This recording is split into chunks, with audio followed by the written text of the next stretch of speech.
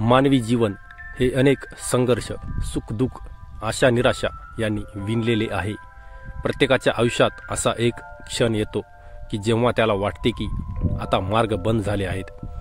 कोणी आधार नाही, पण भक्ताच्या हाकेला उत्तर देणारा, संकटाच्या वेळी मार्ग दाखवणारा गुरु असतो।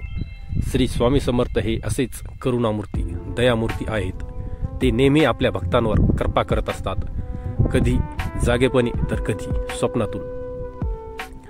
ते आपला संदेश देतात आणि जीवनाला नवी दिशा दाखवतात। एक गावात गोविंदराव नावाचा माणूस राहत होता। तो स्वभावाने साधा, कष्टाळू होता, पण आयुष्याला रोज नवी परीक्षा देत होते।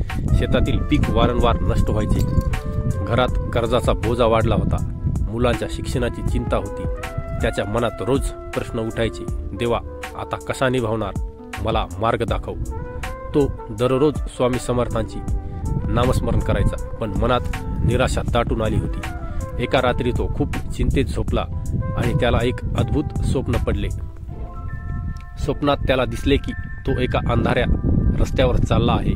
आजूबाजूला कुणीच नाही, फक्त अंधार आणि भीती।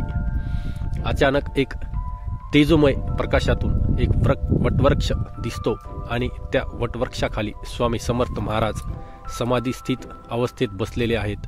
त्यांच्या चेहऱ्यावर तेज, डोळ्यांत करुणा आणि ओठांवर मंद स्मित।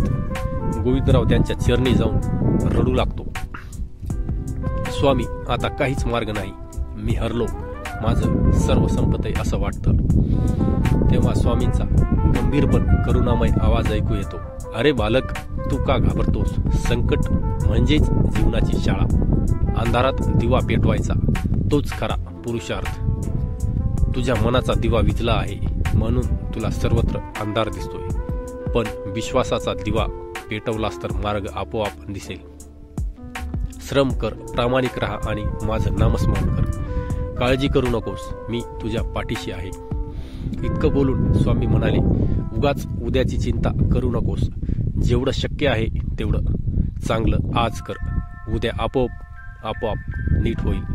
परमेश्वराच्या घरात उशीर होतो, पण अंधार कधीच राहत नाही, असं म्हणताच त्यांच्या पायापाशी पडलेला गोविंदराव पाहतो की तो अंधाराचा रस्ता आता उजळून गेला आहे।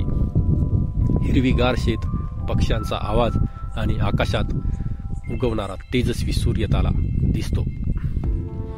इतक्यात त्याची झोप उडते, तो उठून बसतो, पण मन मात्र प्रसन्न झालेले असते। त्याच्या डोळ्यात पाणी असते, पण ती अश्रू निराशेचे नसून समाधानाचे असतात। त्या दिवसापासून गोविंदरावने आपल्या जीवनात स्वामींचा तो संदेश पाळायला सुरुवात केली। मेहनत, प्रामाणिकपणा आणि श्रद्धा। काही दिवसातच परिस्थिती बदलू लागली, पिकं बरी झाली, कर्ज फेडता आलं, मुलं शिकायला लागली। त्याला कळलं, हे माझ्या श्रमाचे फळ नाही, तर स्वामींच्या स्वप्नातून मिळालेल्या संदेशाचे चमत्कार आहे। कानमंत्र।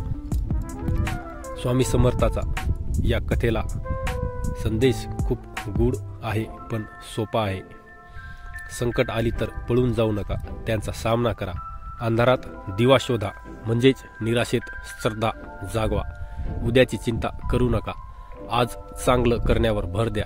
नामस्मरणात प्रचंड शक्ती आहे, ते कधीच सोडू नका। श्रद्धा ठेवा, सबूर ठेवा, स्वामी समर्थ तुमचं रक्षण करतील। धन्यवाद। कथा आवडलीस तर चॅनलला सबस्क्राईब करा आणि आपल्या मित्रांना शेअर करा।